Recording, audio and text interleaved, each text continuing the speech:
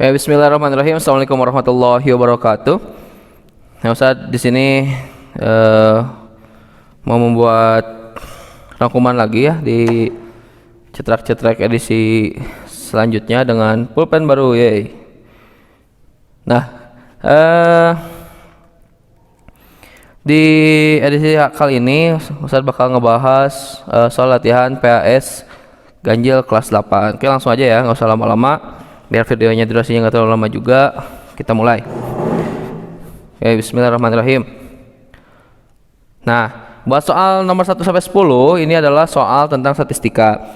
Nah, di soal statistika ini yang bakal dituntut adalah kalian buat bisa membaca data. Nah, kita langsung aja ya.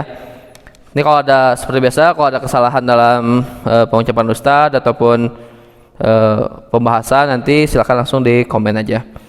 Oke, berikut merupakan data tentang apa yang dilakukan lulusan SMA di Desa Cibodas pada tahun tertentu. Ya, jadi kalian harus tahu nih. Nah, di sini ada angka-angka, nggak tahu tentang apa kan? Di sini ada angka-angka juga. Tapi kalau yang bawah udah pasti ini tahun. Buat yang ini udah pasti orang. Ya, jadi kalian harus ngerti maksud tabelnya apa. Oke, lanjut aja. Yang warna biru yang bekerja, yang warna merah yang melanjutkan, yang warna hijau yang menganggur.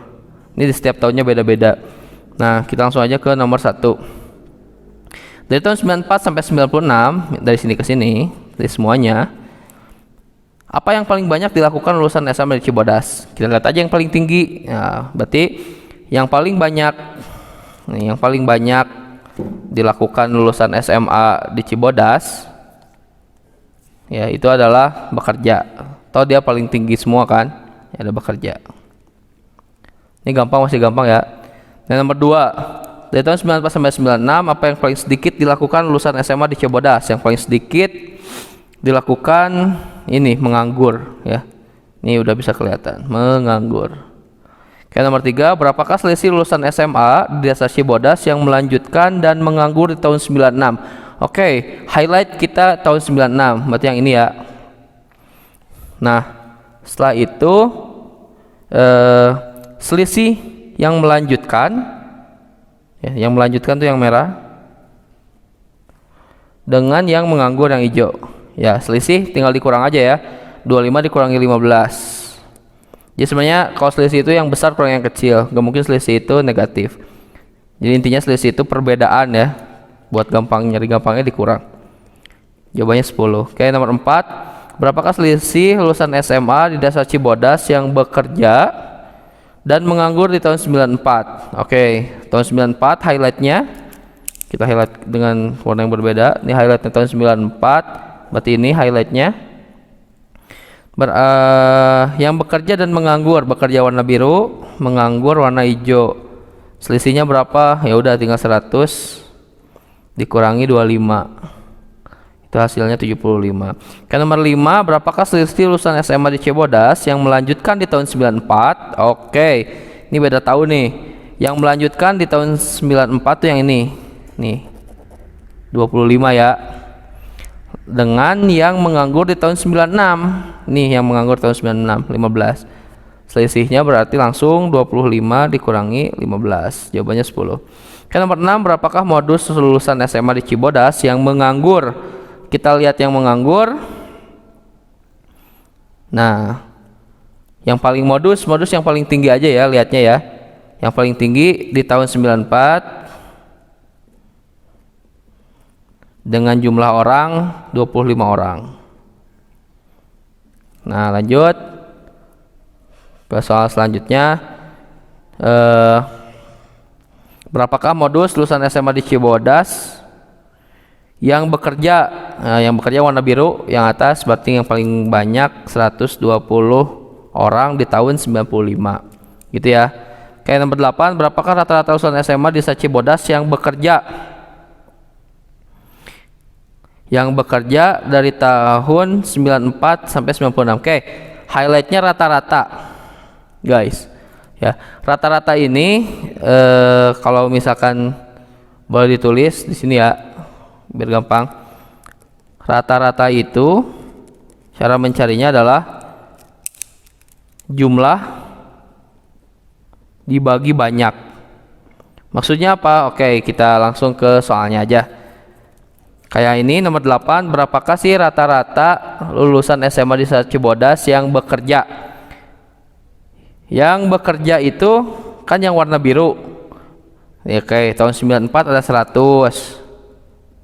Di tahun 95 ada 120. Di tahun 96 ada 110. Nah, ingat rata itu jumlah dibagi banyak. Yaudah ini kita jumlahin. Oke, dibagi banyaknya datanya ada berapa? 1, 2, 3, ada 3 bagi 3. Jawabannya 330 dibagi 3 hasilnya 110. Ini rata-rata lulusan SMA di Cibodas yang bekerja dari tahun 94 sampai tahun 96. Oke, nomor 9. Berapa rata-rata lulusan SMA Desa Cibodas yang melanjutkan dan menganggur? Melanjutkan dan menganggur. Oh, berarti dua-duanya ya. Yang melanjutkan yang warna merah di sini sama yang menganggur. Ya udah kita tulis semua. Di tahun 94 yang melanjutkan dan menganggur 25. 25 tambah 25. Kalau yang tahun 95 yang melanjutkan 20, yang menganggur 10. Tulis semuanya. 20 tambah 10. Tahun 96 25 tambah 15. Nanti dibagi, oke, semuanya ada, datanya ada 6. Ini hasilnya 50 sama ini jadi 80 sama ini jadi 120 dibagi 6. Hasilnya 20. Gitu ya. Oke, lanjut ke nomor 10. Nomor 10, berapa banyak orang lulusan SMA di Desa Cibodas pada tahun 94? Yang ditanya itu orang yang lulus, ya, nggak peduli dia bekerja, melanjutkan atau menganggur. Jadi oleh karena itu ya, di tahun 94 ya, oleh karena itu kita lihat tahun 94 highlight, habis itu kita jumlahin deh semua orangnya. 100 ditambah 25 ditambah 25 hasilnya 150. Kayak gitu, itu soal untuk statistika. Nanti mungkin di soal-soal aktualnya itu kalian nemuin soal-soal yang berbeda lagi, data-data yang berbeda lagi, cuman intinya sama, kalian harus tahu mana yang harus dilihat dari data itu. Nggak semua data harus dilihat, kalian cukup highlight aja data-data yang diperlukan gitu ya. Oke, kita lanjut ke soal berikutnya, yaitu soal tentang ini ya, tentang UNSN nih. Di tentang UNSN ini kita perbesar dulu.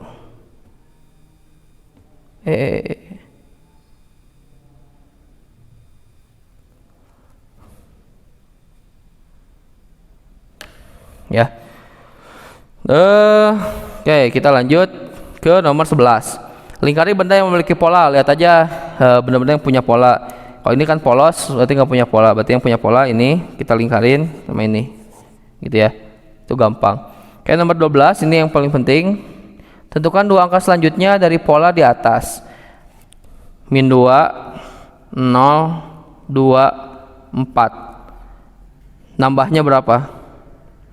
Oh iya, kalian nyarinya kalau pola-pola kayak gini yang umum nambahnya berapa atau kalinya berapa ya. Jadi cek aja. Kalau di sini pertama-tama kita cek pertambahannya berapa. Kalau udah kelihatan oh dia tuh polanya nambah-nambah nih, ya udah dia tambahin. Kalau pasti tambah-tambahin gak masuk akal, coba kali-kaliin. Oke, sekarang kita coba dulu tambah-tambahin. Min 2 ke 0 nambah berapa? Nambah 2. 0 ke 2 nambah 2. 2 ke 4 juga nambah 2. Oke, ini konstan ya. Walaupun misalkan gak konstan, nambah 2, nambah 3, nambah 4, nah itu juga tetap pola. Nah, kebetulan di sini konstan. Berarti untuk next itu tinggal kita tambahin 2. Juga tambahin 2. Karena kan yang ditanya 2 angka selanjutnya. Berarti 6 dan 8. Mudah ya. Oke, nomor 3. Tuliskan U2 dan U4 dari pola di atas. Oke, U2 itu suku kedua atau urutan kedua, U4 urutan keempat. Tinggal lihat aja dari barisannya 1, 2, 3, 4. Berarti yang kedua itu 4. Urutan yang keempat itu 9. Dah, semudah itu. Oke, lanjut ke nomor 14 ya, 14. Di situ ada 357. Yang pertama yang ditanyain berapa sih rumus UN. Rumus UN itu kalau kita lihat 3, 5, 7 dan seterusnya. Nah, 3 ke 5 itu bedanya berapa? 2 ya. 5 ke 7 juga 2. Ya pasti 2 seterusnya. Nah, karena barisan aritmatika dia. Nah, buat nyari UN, rumus ke N, ya elah. Rumus ke N itu cara nyarinya, lihat bedanya. Karena di sini bedanya 2, langsung kita tulis 2N. Kalau bedanya 3, 3N. Kalau bedanya 4, 4N dan seterusnya ya. Nah, setelah itu 2 ke 3, 2 biar jadi 3 diapain sih? Harus ditambah 1. Maka UN-nya itu 2N tambah 1. Ya, semudah itu. Kalau misalkan ternyata di sini lebih besar, contoh ya, misalkan 2, 6, 10, 2 ke 6 kan 4, lebih besar nih, berarti 4 ke 2 digimanain? Dikurang 2, berarti nanti kalau di sini UN-nya berarti karena bedanya 4, 4N, karena dikurangi 2 ya kurang 2. Jadi UN dari setiap barisan beda-beda ya, bahkan awalnya beda juga beda gitu. Lanjut buat yang B. Ini buat A dapat. Buat yang B tentukan U20, ini U20 dan U50. U20 berarti kita cari U20 dan U50. Lihat gimana cara nyarinya, itu diambil dari yang atas, yang A. Asalkan kita tahu rumus UN-nya, kita bisa nyari U berapapun. Nah, tinggal kalau di sini kan UN, di sini U20, berarti nanti N ini diganti sama 20. Berarti 2 dikali N, kan 2N itu 2 kali N. N-nya ganti sama 20, karena di sini yang tanya 20 tambah 1. Begitupun dengan 50, 2 dikali N-nya ganti sama 50 ditambah 1. Ini hasilnya 41, ini hasilnya 101. Ya, mudah ya. Oke, sekarang yang C, tentukan S20. Ingat, S itu adalah jumlah-jumlahin. Ya, jadi kita berusaha untuk menjumlahkan suku-suku. Kalau berarti kalau di sini S20, berarti kita menjumlahkan 20 suku pertama. Jangan dulu jauh-jauh, ke sini dulu deh. 357. Misalkan ditanya berapa sih S3? Nah, buat nyari S3 itu tinggal tambahin ya. 3 tambah 5 tambah 7 sampai 3, karena S3 sampai 3 suku pertama. Jadi 1, 2, 3 udah sampai sini. Sampai U3 gitu. Dari U1 sampai U3 dijumlahin. Jawabannya 15. Nah, begitupun dengan S20, berarti dari suku pertama sampai suku ke-20 dijumlahin. Nah, tapi Ustadz kan udah bahas tuh, apa sih, gimana sih cara cepet buat nyari yang kayak gituan. Nah,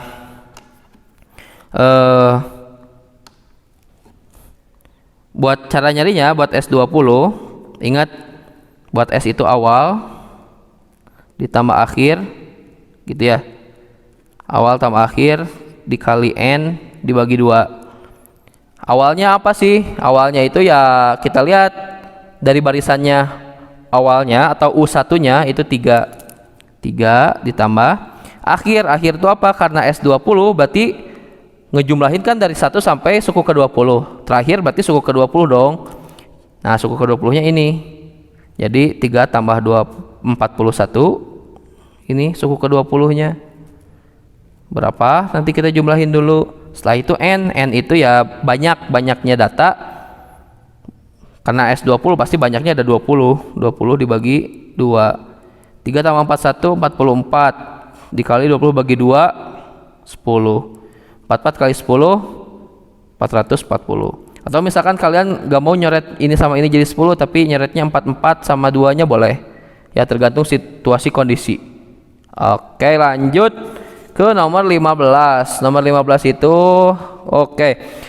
Barisan geometri. Kalau barisan geometri, Ustadz saranin manual karena mereka pasti dekat-dekat ya, gak mungkin gede-gede apalagi SMP. 1, 3, 9 dan seterusnya. Yang ditanya berapa sih U7? Oke, kita lanjutin aja. 1 ke 3 itu kali, kita bedain. 1 ke 3 itu kali 3. 3 ke 9 kali 3. Pasti selanjutnya kali 3 kan. Ya udah kita kali 3 aja. Kali 3 hasilnya 27.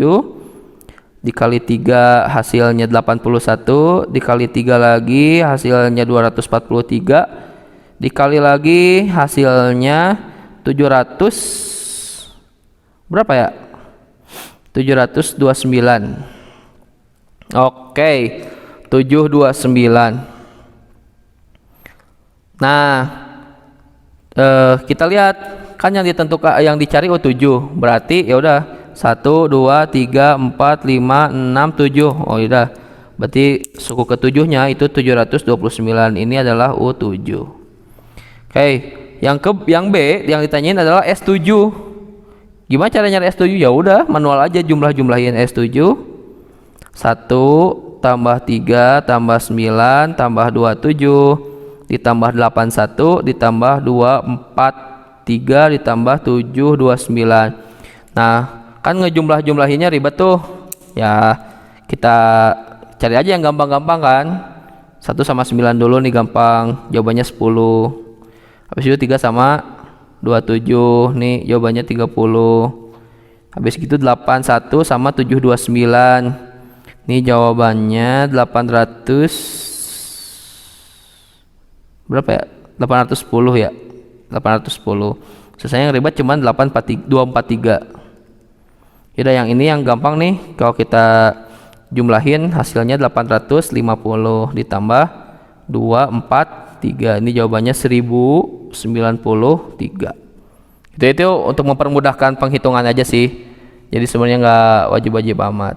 Oke, yang nomor 16. Di auditorium A, ya, barisan pertama terdapat 4 kursi. Di barisan kedua 6 kursi. Oke, di auditorium A nih ada 4 kursi, habis gitu 6 kursi, habis gitu 8 kursi, habis gitu 10 kursi. Nah, di auditorium B, ya ini baca aja kalian ya, jadi biar ngerti. Dari barisan pertama ada 4, barisan kedua ada 8, barisan kedua ada 16, barisan kedua ada 32. Oke, pertanyaannya, barisan yang ditunjukkan dengan banyaknya kursi, setiap barisan pada auditorium A dan B merupakan barisan bilangan. Termasuk jenis barisan apakah auditorium A dan B? Oke, kalau auditorium A, kita lihat aja, dia penjumlahan atau pengurangan si bedanya. Kalau ini tambah 2, tambah 2, tambah 2. Gitu ya. Berarti yang A itu aritmatika. Nah, buat yang B gimana? Yang B itu sama ya. 4 ke 8, 8 ke 16, 16 ke 32, 4 ke 8 nambah 4 atau kali 2. Nah, kita lihat yang setelahnya 8 ke 16. Kalau ini nambah 4, ini juga harus nambah 4 dong. Nggak mungkin ya. Nah, makanya ini kali 2, kali 2, kali 2. Oleh karena itu dia geometrik. Oke, begitu untuk soal yang barisan bilangan. Kita lanjut ke soal selanjutnya. Ya, ini adalah soal tentang bangun ruang. Di soal bangun ruang ini kita bakal yang nomor 17 nih, kita bakal mengetahui unsur-unsur apa aja sih, gitu ya. Kalian harus tahu dan jangan sampai salah. Yang pertama, apa nama bangun ruang berikut? Lihat alasnya. Alasnya segi 5. Oke, segi 5. Dan kalau ada yang lancip-lancip kayak gini, kita tahu dia itu limas. Berarti nama bangun ruangnya adalah limas segi 5. Kalau bawahnya segi 6 berarti 5 segi 6. Kalau bawahnya segi 8 ya 5 segi 8 gitu ya. Terus kalau atasnya ternyata ada atapnya, yang atapnya itu sama kayak bawahnya, itu namanya prisma. Ya, jangan sampai salah. Oke, nomor B, yang B, sebutkan 3 contoh rusuk. Rusuk itu garis-garis sisi gitu ya. Kayak ini nih, AB. Ini AB. AB itu rusuk. BC, DC, DE, EA sama FA, FE, FB, FD, FC. Itu samanya rusuk. Karena 3 contoh, kita kasih contoh aja 3 ya. FB misalkan sama DE. Nah, gitu. Oke, buat yang selanjutnya sebutkan 3 contoh bidang. Bidang itu sisi ya. Bidang atau sisi. Sisi itu ya kayak ini nih, ini ada segitiga, ini ada segitiga, segitiga, segitiga, segitiga itu sisi atau bidang. Yang bawahnya segi 5 itu juga bidang. 3 contoh bidang berarti misalkan A, B, C, D, E itu yang segi 5-nya ya. Nih A, B, C, D, E segi 5-nya. Terus kita segitiganya kita kasih contoh 2 aja, F, B, C. Ini F, B, C sama F, E, D. Oke, itu contoh ya. Oke, sebutkan 4 contoh titik sudut. Titik sudut apa yang menyudut-nyudut gini ya? Contohnya ya F, A, B, C gitu ya. Ini F juga titik sudut A, B, C. Oke, yang E ada berapa sih titik sudutnya? Nah, kita hitung aja. 1 2 3 4 5 6. Ada 6. Ada berapa sisinya?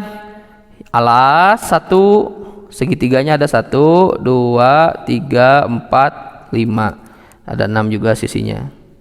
Ya, jadi 5 sisi yang segitiga sama 1 yang segi 5. Setelah itu ada berapa rusuknya? Kita hitung aja. Yang atas ada 5. 1 2 3 4 5, yang bawah juga 5. 1 2 3 4 5. Jadi ada 10. Selesai ya. Lanjut ke nomor 18. Ada berapa titik sudut? Nah, sebetulnya sih Ustadz mempercayai bahwasanya si tabung itu titik sudutnya itu tahingga ya. Karena lingkaran itu kumpulan dari titik-titik. Nah, cuman karena mungkin menyudut gitu ya, kita anggap aja dia nggak punya titik sudut. Ya, ada berapa titik sudutnya sih? 0 gitu. Nah, terus yang B ada berapa sisi? Nah, kalau kubus sisinya yang mana? Nah, kubus itu sisinya yang atas ya, yang atap, habis gitu yang bawah sama selimut. Jadi dia punya 3 sisi. Ada berapa rusuknya? Nah, tabung yang mana sih rusuknya? Rusuknya itu yang lingkaran ini rusuk 1, terus yang lingkaran bawah 2. Kalau ini apa? Kan garis juga. Memang sih garis, tapi dia itu gimmick doang garisnya. Jadi sebetulnya garis itu hanya untuk menunjukkan dia punya sisi ya. Tapi kan sebetulnya kalau kita lihat kubus tabung secara kasat mata dan nyata dia itu melengkung kan. Nah, makanya dia nggak dianggap sisi. Ya, ada berapa sih rusuknya? Ada 2 gitu, yang atas sama yang bawah.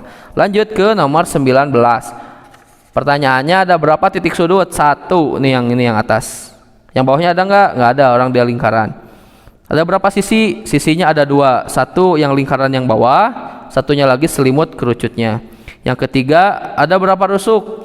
Rusuknya ada 1, yaitu yang lingkaran gitu ya.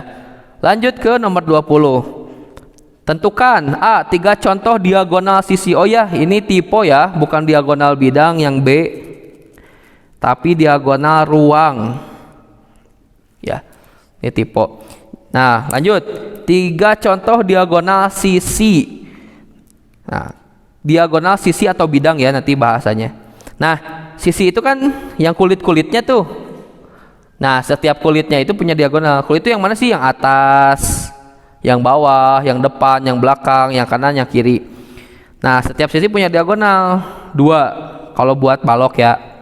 Nah, ini 1 2, terus 1 yang atas nih 2, begitupun yang bawah. Itu yang bawah 1 2, itu namanya diagonal sisi. Jadi kalian harus tahu yang mana diagonal sisi. Begitupun yang depan nih EB gitu ya. Kita kasih 3 contoh aja, berarti EB. Terus ya yang beda-beda deh, AC nih, silahkan kalian lihat ya, AC. Terus BG, itu diagonal sisi. Oke. Yang B diagonal ruang. Diagonal ruang itu yang menembus ruang dan waktu, yang menembus ruang ya. Jadi contohnya nih AC nih diagonal ruang dia. Terus AG diagonal ruang juga. Habis gitu HB, habis gitu FD itu diagonal ruang ya. Kita kasih contoh 3 aja. AG, HB, habis gitu CE. Nah, ini contoh aja ya. Kalian mungkin kalian bisa nyebutin lebih banyak lagi. Nah, yang ketiga adalah bidang diagonal. Nah, kalau dari tadi kan garis tuh. Jadi awalan katanya diagonal sisi. Terus diagonal ruang, berarti garis diagonal yang ditanya. Nah, yang C ini awalnya tuh bidang diagonal. Berarti yang ditanya tuh bidang, tapi yang diagonal. Yang kayak gimana sih? Kalau misalkan Ustadz kan, nah ini kan udah banyak ya. Nih kalau Ustadz gambarin, itu yang ini nih, contoh satu. Jadi dia tuh HFDB. Ya. Jadi ada bidang yang kayak gitu, itu namanya bidang diagonal. Dia bidang tapi dia menembus ruang gitu. Jadi miring. Contohnya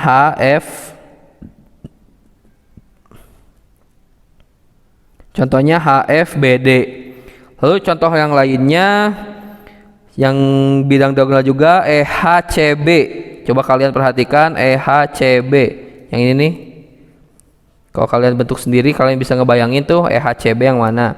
Habis gitu ada juga HGBA. Silahkan dibayangkan ya. Dan banyak lain yang bisa kalian sebutkan. Oke, begitu adalah bidang diagonal. Lanjut. Nggak ada. Adanya di sini guys. Oke, lanjut. Ini nomor 21 dan nomor 22. Sebetulnya nomor 23 sama nomor 24-nya itu bonus ya. Maksudnya bonus soal. Takutnya kan kalian lagi gabut, terus pengen ngerjain soal matematika tiba-tiba kan. Nah, itu silahkan kerjakan nomor 23 sama nomor 24. Nah, buat nomor 21 sendiri, ini ada bola diameternya 42. Kalau diameternya 42, kita langsung tahu dong jari-jarinya itu 21. Ya enggak? Nah, yang ditanyakan volume sama luas permukaan, volume sama luas permukaan. Buat volume sendiri, volume itu rumusnya kita udah tahu ya, maksudnya Ustaz udah jelasin kenapa sih rumus itu ada. Ya kita tinggal pakai aja sekarang rumusnya. 4/3 pi R pangkat 3. Buat luas permukaan sendiri, luas permukaan bola itu 4 kalinya luas lingkaran atau 4 pi R kuadrat. Nah, kita langsung masukin aja nih si angka-angkanya. 4/3, pi-nya 22/7. Kenapa pakai 22/7? Karena R-nya 21. 21 kan kelipatan 7, jadi pakainya 22/7. Habis gitu dikali R pangkat 3, berarti dikali 21, dikali 21, dikali 21. Ya. Nah, buat mempermudah penghitungan, kalian coret dulu yang kira-kira bisa dicoret. Ini 21 sama 7.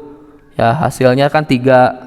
3 ini sama 3. Berarti nanti sisanya tinggal 4 dikali 22 dikali 21 dikali 21. Gitu ya. Nanti silakan hitung sendiri itu hasilnya. Buat yang luas permukaan 4 pi R pangkat 2. Biar nggak tabrakan kita ke bawahin aja. Jadi 4 pi-nya 22/7 dengan alasan yang sama ya, karena jari-jarinya 21. R kuadrat berarti 21. Karena kuadrat berarti 2 kali 21-nya. Oke, dicoret 3, jadi sisanya 4 dikali 22 dikali 3 dikali 21. Jadi silakan dicari sendiri, itu merupakan luas permukaannya. Dan jangan lupa nanti hasilnya berapapun, karena di sininya cm, berarti nanti cm pangkat 2 ya. Kalau yang ini cm pangkat 3. Berapa hasilnya? Oke, lanjut ke nomor 22. Nomor 22 ini adalah 5 persegi ceritanya ya. Kenapa bisa disimpulkan persegi? Ini kan mirip jajar genjang, itu kan buat gimmick doang ya, biar nunjukin sebenarnya kalau kelihatannya tuh kayak gitu dari point of view-nya. Nah, tapi kita bisa lihat ini 10, ini 10. Dan kita anggapkan itu adalah persegi ya. Nah, yang pertama volume. Ustadz volume bakal bahas di sini aja. Buat limas sendiri kita tahu bahwa volumenya itu 1/3 dari prisma atau 1/3 kali luas alas kali tinggi. Alasnya berbentuk apa? Alasnya berbentuk persegi. Oleh karena itu luas alasnya itu sisi kali sisi, atau karena sisinya di sini 10 ya, si rusuknya 10 dikali 10. Terus tingginya yang mana? Ya tinggi limas yang ini ya. Ini tinggi limas, jawabannya 12. Tinggal dicoret-coret. Maaf, kok setengah sih? 1/3 dong. Nah, tinggal coret ini 12 sama 3 coret, hasilnya 4, berarti kalau 4 ini 100, 400. Ingat karena sentimeter, luas permukaannya jadi sentimeter pangkat 2. Oke, lanjut ke Oke, maaf tadi kepotong, tiba-tiba rekamannya nge-pause sendiri, tapi ini udah dikerjain sama Ustadz ya. Ya tadi ini kita sampai sini. Jadi buat buat volumenya itu 400 cm pangkat 3 ya, pangkat 3. Nah, buat luas permukaannya sendiri ini kalau misalkan si limas ini kita bedah, nanti bentuknya bakal kayak gini. Nah, si limas kayak gini tuh, oh ya, baik kayak ini. Jadi alasnya berbentuk persegi, terus nanti ada segitiga. Nanti kalau misalkan kita kuncupin segitiganya ke atas, nanti bentuknya bakal kayak limas yang ini. Nah, dan karena bawahnya persegi, ya, maka alas di sini segitiganya kan perseginya kan ukurannya 10 kali 10. Nah, ini kan alasnya persegi dengan ukuran 10 kali 10. Habis gitu segitiganya juga di sininya alasnya 10 semua. Nah, tingginya berapa tinggi segitiganya? Yang 12. Bukan. Tinggi segitiganya itu yang ini, yang miring ini nih, yang 13. Ini 13. Nah, kan si segitiganya ukurannya sama semua ya. Oleh karena itu buat nyari luas permukaannya, kita cari luas perseginya berapa, nanti ditambah 4 kali luas segitiga. Luas persegi sisi kali sisinya 10. Jadi 10 kali 10 ditambah 4 kali luas segitiga. Segitiga itu alas kali tinggi bagi 2. Alasnya 10, tingginya 13, jadi 10 kali 13 dibagi 2. Nanti 4-nya dicoret sama 2. Nanti hasilnya 2 kan di sini. Nah, 2 kali 10 kali 13 260. Jadi 100, hasil dari sini 100 ditambah 260, hasilnya 360. Karena luas permukaan dia satuannya cm pangkat 2. Oke, buat nomor 23 sama nomor 24 Ustadz nggak bakal bahas, tapi kalau misalkan kalian pengen ngecek jawabannya, mungkinnya boleh japri ke Ustadz. Nah, sekian aja buat edisi kali ini.